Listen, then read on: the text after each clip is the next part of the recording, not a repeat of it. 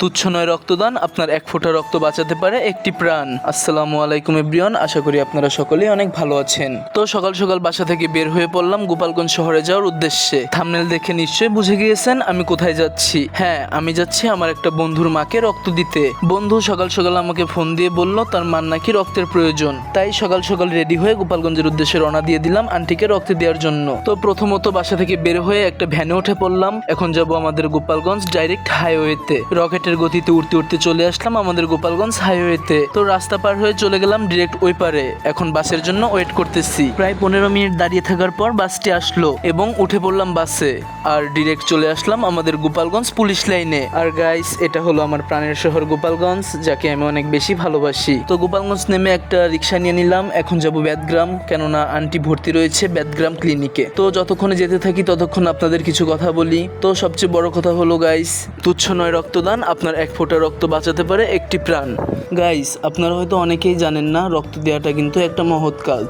আর এই কাজের বিনিময়ে কিন্তু আপনার জন্য একটা মানুষ প্রাণে বেঁচে যেতে পারে। তো আমাদের এই কাজটা সকলেরই করা উচিত। কেউ যদি বিপদে পড়ে তাহলে অবশ্যই আপনার শরীর থেকে এক ব্যাগ রক্ত তাকে দিয়ে তার জীবনটা বাঁচানো আপনার দায়িত্ব এবং কর্তব্য। এমনকি সেরকম একটা সংগঠনের সাথে যুক্ত আছি আমি নিজেও। আমাদের একটি ব্লাড ব্যাংক রয়েছে যার নাম গোপালগঞ্জ ব্লাড ব্যাংক। সেই ব্যাংকের একজন সদস্য আমি নিজেও।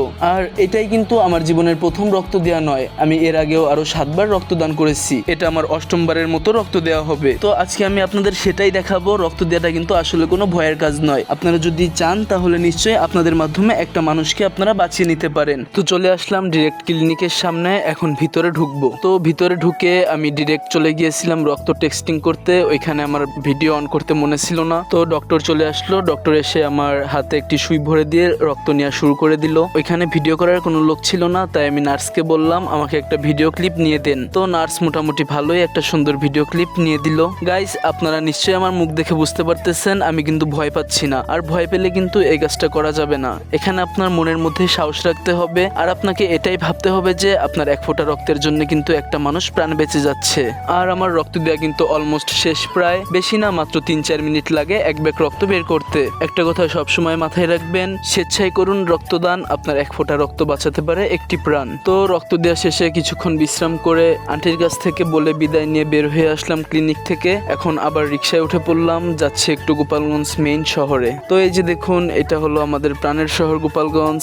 আসলে অনেক বেশি সুন্দর। আর দেখুন রাস্তার ওই পাশে কত সুন্দর ফুল ফুটে আছে। আর এটা হলো গোপালগঞ্জ লঞ্চ ঘাট। আসলে আমাদের গোপালগঞ্জটা অনেক বেশি সুন্দর। গোপালগঞ্জ যেহেতু আসছি, কিছু কাজও আছে, কাজটা একবারে কমপ্লিট করেই বাসায় যাব। তো আমার কাজ শেষ হতে হতে প্রায় 1:30 বেজে যায়।